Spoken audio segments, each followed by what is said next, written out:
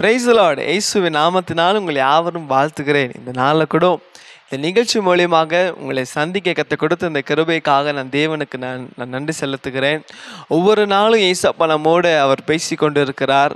அவர் நம்மை பலப்படுத்தி கொண்டு இருக்கிறார், சுகப்படுத்தி கொண்டு இருக்கிறார், நம்மை விடுதலையாக்கி கொண்டு இருக்கிறார். நம்ம வாழ்க்கையில் சமாதானத்தையும் சந்தோஷத்தையும் ஒரு பெரிய மாற்றத்தை நம்ம வாழ்க்கையில் அவர் கொண்டு வரார் என்று நான் விசுவாசிக்கிறேன். ஆமென்.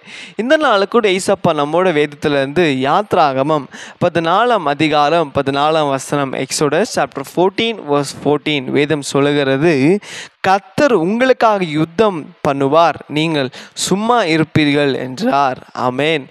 இன்னைக்கு ஏசப்பா நம்மளை பார்த்து சொல்றாரு, என் அன்பு மகனே, என் அன்பு மகளே, நீ சும்மா இரு, நான் உனக்காக யுத்தம் பண்ணுவேன். எவ்வளோ நல்ல தேவன் இல்லை பாருங்களேன்.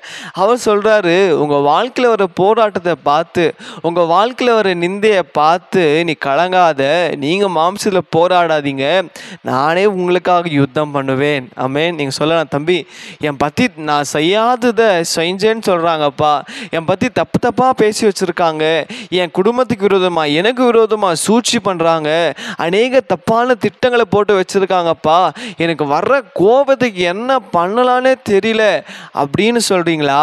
கர்த்தர் உங்களை பார்த்து தான் சொல்றாரு, சும்மாரு, நான் உனக்காக யுத்தம் பண்ணுவேன். ஆமென். நீங்க மாம்சத்துல பேசி மாம்சத்துல சண்டை போட்டு நம்ம தான் தோற்று போவோம் தவிர, நீங்க வெறிய துதித்து நீங்க ஜெபித்து பாருங்களேன்.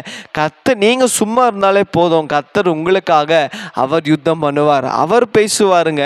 உங்களுக்கு விரோதமா அவங்க என்ன திட்டம் போட்டாலும் சரி, உங்களுக்கு விரோதமாக மனுஷங்கள் என்ன செஞ்சாலும் சரி, இல்லை பிசாசியே உங்களுக்கு விரோதமாக சத்ருவின் கிரியைகள் எழும்பினாலும் சரி, உங்கள் சமாதானத்தை கெடுக்கும்படியாக, உங்கள் சந்தோஷத்தை கெடுக்கும்படியாக, உங்கள் ஆசீர்வாதத்தை கெடுக்கும்படியாக, உங்கள் நிம்மதியை கெடுக்கும்படியாக, உங்கள் வாழ்க்கையை பிரிக்கும்படியாக என்ன திட்டம் போட்டிருந்தாலும் சரிங்க, நீங்கள் வெறிய சும்மா அந்த கர்த்தர் நீங்கள் துதிச்சு ஜெபிச்சு பாருங்களேன். கர்த்தர் சொல்கிறாரு, நானே யுத்தம் பண்ணுவேன். ஆமென். உங்களுக்கு விரோதமாக எழும்புறவங்க, உங்களுக்கு விரோதமாய் பேசுகிறவங்க, உங்களுக்கு விரோதமாய் சூழ்ச்சி செய்கிறவங்கள கர்த்தர் அவங்களுக்கு விரோதமாய் செய்வார்.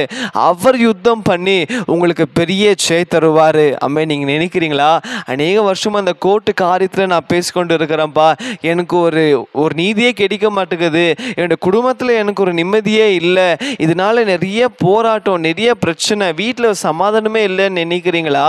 கர்த்தர் சொல்கிறார், நான் உங்களுக்காக யுத்தம் பண்ணுவேன்.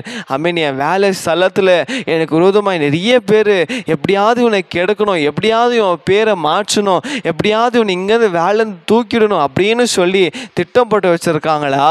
பயப்படாதீங்க, கர்த்தர் உங்களுக்காக யுத்தம் பண்ணுவார். உங்கள் வீட்டு ஸ்தலத்தில் நீங்கள் இருக்கிறதான உங்கள் குடும்பத்தில் இவன் பேர் எப்படியாவது கெடுத்து போடணும், இவன் முன்ன வரவே கூடாது, இவன் மேலைக்கு வரவே கூடாது அப்படின்னு அநேக திட்டங்களை போடுறாங்களா? அந்த திட்டங்கள்லாம் வாய்க்காம போகும் ஏசப்பா சொல்றாரு. ஏன்னா அவர் உங்களுக்காக யுத்தம் செய்ய போகிறாரு. அவர் உங்க பட்சத்தில் இருக்கும்போது மனுஷன் உங்களுக்கு விரோதமாய் ஒன்று செய்ய முடியாது. ஆமென். ஆகையால நீங்க மாம்சத்துல போராடி நீங்க மாம்ச சண்டை போட்டு நீங்க தோற்று தான் போவீங்க தவிர, நீங்க கர்த்தருக்கு இங்க இடம் கொடுத்தீங்கன்னா, கர்த்தர் பேசி இங்க இடம் கொடுத்தீங்கன்னா, கர்த்தர் உங்களுக்கு பெரிய செய்தி தரப்போகிறார். விசுவாசிக்கிறீங்களா?